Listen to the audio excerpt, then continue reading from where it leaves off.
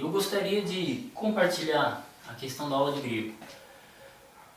No vídeo anterior eu acabei falando sobre o porquê de estudar o grego, qual que é o interessante de estudar as línguas originais. Neste vídeo eu gostaria de começar a ajudar vocês na questão de procura de material, na diferença, por que tem tantos dicionários, qual que é a diferença entre eles, qual que é a diferença entre as gramáticas. E até ajudar, porque eu tive dificuldade na hora de estudar, porque basicamente eu estudei sozinho, tive que procurar na internet, tive que me bater, comprar material e eu gostaria de ajudar vocês. Primeiro, ao estudar o grego, para começar a estudar grego, a gente precisa de 3 coisas básicas: uma gramática, um Novo Testamento grego e um dicionário. O básico, para começar. O interessante é que aqui no Brasil, primeiro eu vou falar sobre os Novos Testamentos gregos que temos. Aqui no Brasil, os 2 testamentos gregos mais fáceis de você achar é o Novo Testamento grego, 4ª edição revisada pela Sociedade Bíblica do Brasil, edição de 2008. Na verdade, esse texto aqui, ele foi impresso em 1992, ele foi editado. Só que ele só foi traduzido para o português em 2008 pelo pastor Wilson Schoss, professor Wilson Schoss, que quando eu crescer quero estudar com ele, trocar uma ideia com ele. E é interessante que esse é um dos mais fáceis de você conseguir. O que é interessante nele é que no final dele, ele tem o Novo Testamento grego, um pouco de aparato crítico, e no final dele ele traz um dicionário. O Dr. Wilson Schoss, ele traduziu, não só traduziu as notas e a introdução, mas ele traduziu um dicionário do Newman Barclay, né? O Dr. Newman, que é um pequeno dicionário, é conciso, é bom, e o interessante é que você já carrega o Novo Testamento grego e o dicionário junto, né? Isso traz uma vantagem danada, né? Muito bom. O outro Novo Testamento grego que é vendido no Brasil, muito fácil de você achar, é o Novo Testamento grego, texto Receptus, da Sociedade Bíblica Trinitariana. Na verdade, esse aqui você vai encontrar por uns 130, 100 reais. No Mercado Livre você acha por menos, mas tem que pagar o frete. Então, mas a Sociedade Bíblica ela vende, ele é um bom material. O texto Receptus, ele é mais barato. Você vai encontrar por 33 reais. Na verdade, esse já tem um dicionário incluso. Você vai encontrar por 33 no site da Sociedade Bíblica, na Sociedade Bíblica Trinitariana. No site, você chega lá, você vai ver o Novo Testamento grego, o texto Receptus e tal, e tem ele lá. Aí fica a seu critério. Temos outros Novos Testamentos gregos, né? Existem outros Novos Testamentos gregos, porém você já vai encontrar com mais dificuldade, porque eles não foram editados no Brasil. Você não encontra eles. Então, por exemplo, eu tenho aqui o Nestlé Aland, edição 27. Na verdade, esse aqui é um Nestlé Aland e Bíblia Stuttgartense. Só que ele não está em português, as notas estão em alemão e em inglês, né? E o Nestlé Aland ele é um pouco mais difícil. Eu aconselho mais a 4ª edição revisada ou o texto Receptus. Na verdade, isso vai entrar numa outra área que é crítica textual. Mas o outro Novo Testamento grego que temos é o Nestlé Aland, edição 27. No Brasil, esse aqui ainda está batendo. Hoje já temos a 5ª edição revisada do Novo Testamento grego da Sociedade Bíblica Unida e já temos a edição 28 desse aqui, o Nestlé Aland 28. Mas o aparato crítico dele é muito bom. O texto da 4ª edição revisada e o texto da Nestlé Aland 27 é o mesmo. O que diferencia é o aparato crítico. São as notas de rodapé que diferencia e como elas tratam os diferentes manuscritos. Então, mas esse aqui você encontra com um pouco de dificuldade no Brasil. Então temos esse aqui. O outro, que também foi muito usado há muitos anos, e ainda tem algum uso, é o texto de Westcott Hort.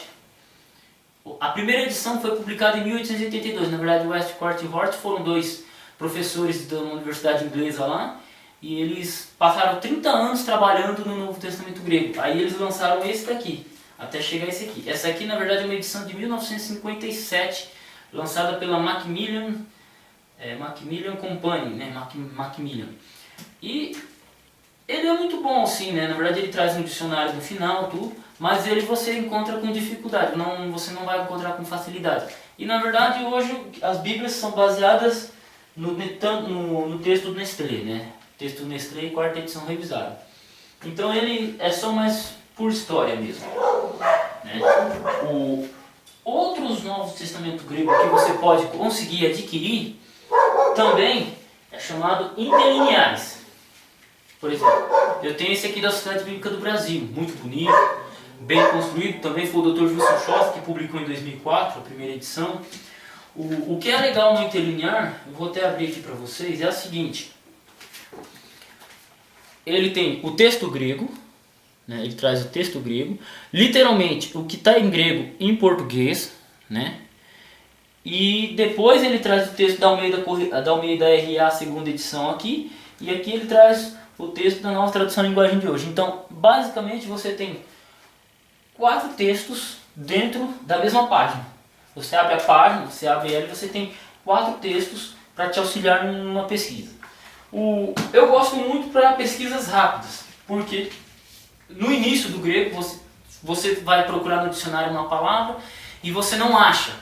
Aí você tem que... Muitas vezes eu fiz o quê? Eu recorri ao interlinear para me auxiliar. Quando ele me auxiliou, eu voltei no dicionário e busquei o significado que eu queria. Ele é bom por causa disso. Esse daqui em especial, eu gosto dele por causa do seguinte. Ele traz aqui alguns verbos, né, irregulares, que os verbos irregulares são mais difíceis de você reconhecer. E dentro do próprio interlinear ele traz uma numeração, e essa numeração ele te joga para essas palavras. Quando você tem uma palavra que você não vai achar, ele tem uma notinha de rodapé aqui. Isso, na hora de uma pesquisa de uma palavra difícil, que é sempre elas que a gente tem que pesquisar, é uma mão na roda. Então, dos interlineares, tem vários outros interlineares. Tem o interlinear do Valdir Carvalho Luz, né? Porém ele só traz um texto, o texto grego, o texto literalmente, e um textinho do lado que é uma tradução feita por ele mesmo. É muito bom, mas eu pessoalmente gosto dessa aqui, meu amigo tem do Valdir Carvalho Luz, então é basicamente isso. Agora a questão dos dicionários. Quais dicionários comprar? Na verdade, um dicionário muito usado, qualquer obra que você for pesquisar, usa muito, é esse daqui. Léxico do Novo Testamento, do Frederic Dunker, edição Vida Nova. Por quê? Ele é um dicionário conciso, pequeno, 220 páginas, mas ele é uma obra de referência lá fora e ele foi traduzido por eles em 1980, pela editora Vida Nova. Ele é muito bom porque toda obra que você for usar, pede ele, tem ele na referência, sempre vai ter ele na referência, né? E ele é barato, ele não é caro não, você encontra barato por aí.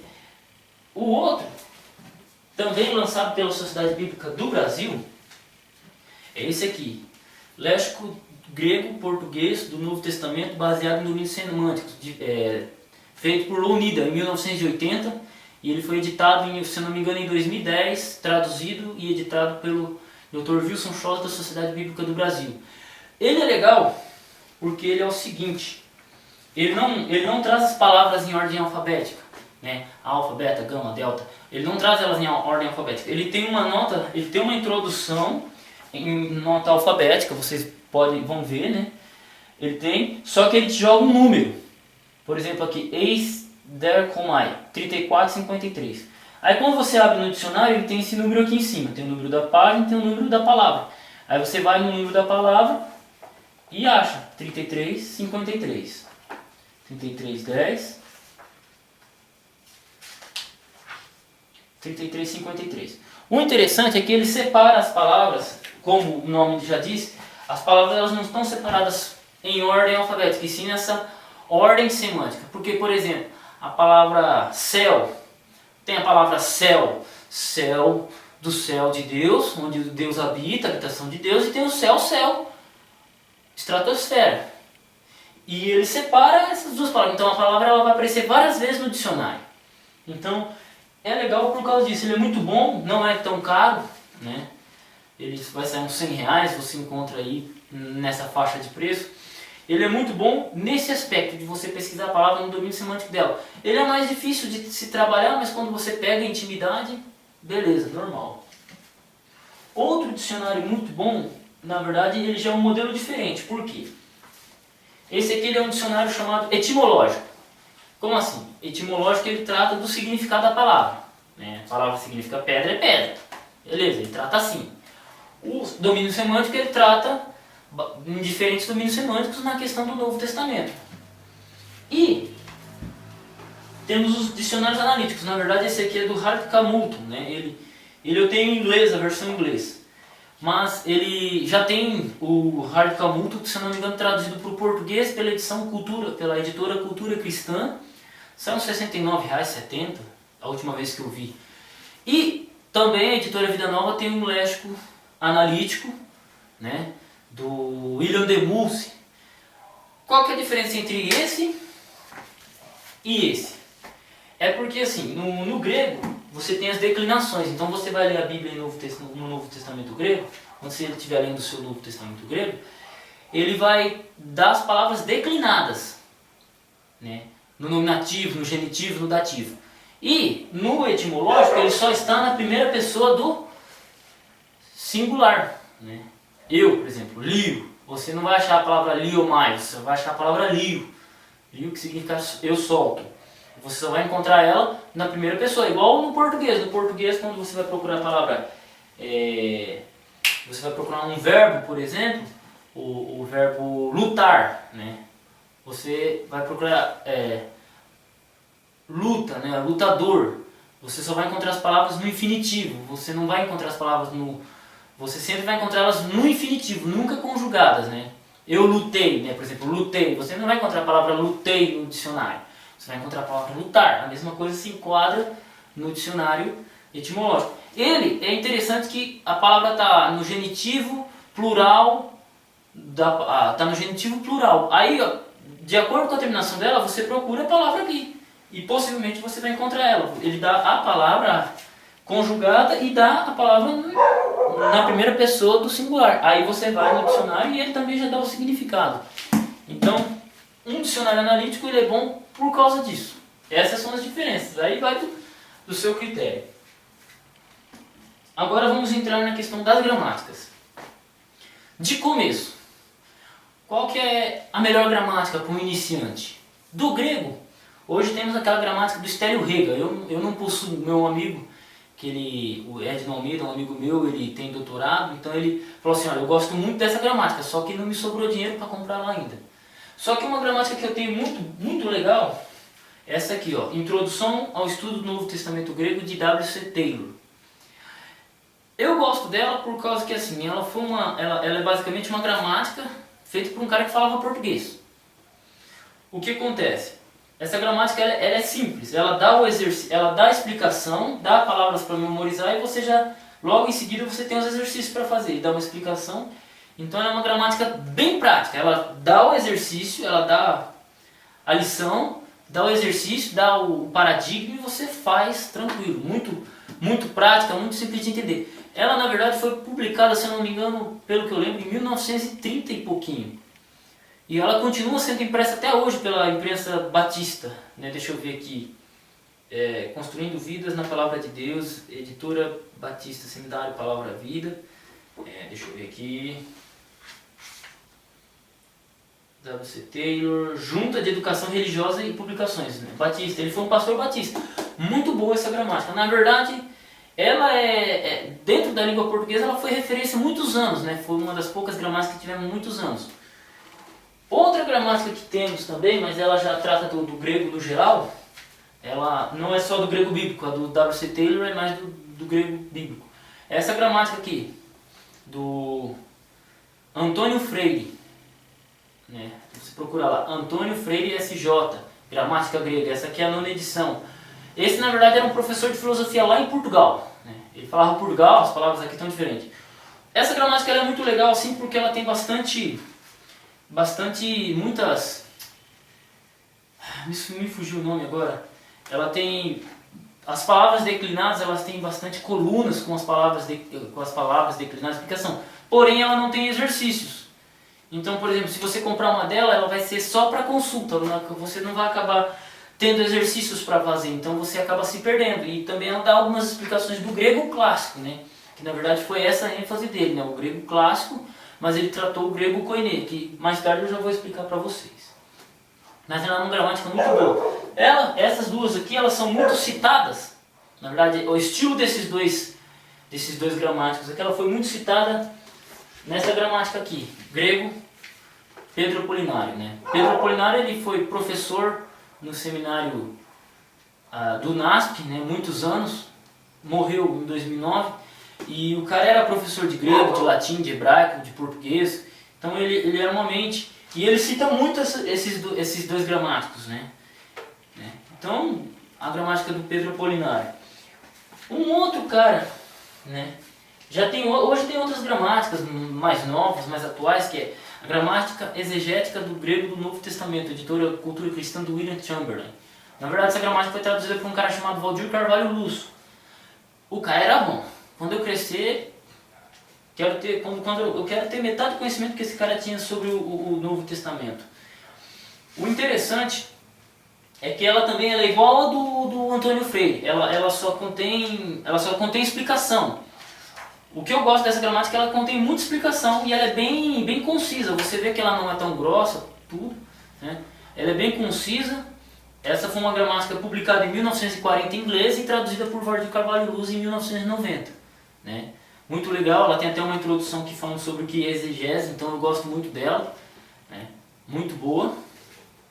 E dentro a maior gramática que eu achei dentro da língua portuguesa, em língua portuguesa, que as melhores gramáticas estão em inglês e em alemão, uma das melhores gramáticas que eu achei em língua portuguesa é do Valdir Carvalho Luz, publicado pela editora Cultura Cristã. Que na verdade isso aqui é uma gramática. Né? Não é mais publicada, né? Eu até entendo por quê, porque não há muito interesse no estudo do grego, do Novo Testamento, então acaba sendo muito caro para a editora ficar publicando muitas edições. Né? Na verdade, eu creio que só teve uma edição dessa gramática. Ela contém 2.200 páginas, ela é muita explicação, pouco exercício, mas ela é uma gramática muito detalhada, bem ponto por ponto. Eu gosto muito dessa gramática. Na hora de fazer um estudo, alguma coisa, eu venho uma gramática pequena, mas quando eu estou com paciência e quando eu preciso estudar mais profundamente, eu venho aqui. Né? Então essas são as gramáticas que você... E existem várias outras. Hoje a editora Vida Nova, a editora Vida, a editora Cultura Cristã, até a editora Paulina, a editora Loyola, elas têm muitas gramáticas boas, né? De porte grande. De porte maior foi essa que eu achei, mas existem gramáticas boas hoje. As principais são essas, CPAD, né? Tem uma gramática bem simplesinha, muito boa, do John Dobson. Ela é bem simples, eu tenho no computador, ela é muito simples, né? Bem prática de você aprender e por aí vai. Então, eu já dei uma explicação sobre as gramáticas, sobre os Novos Testamentos gregos, tudo. Eu gostaria de começar agora a segunda parte.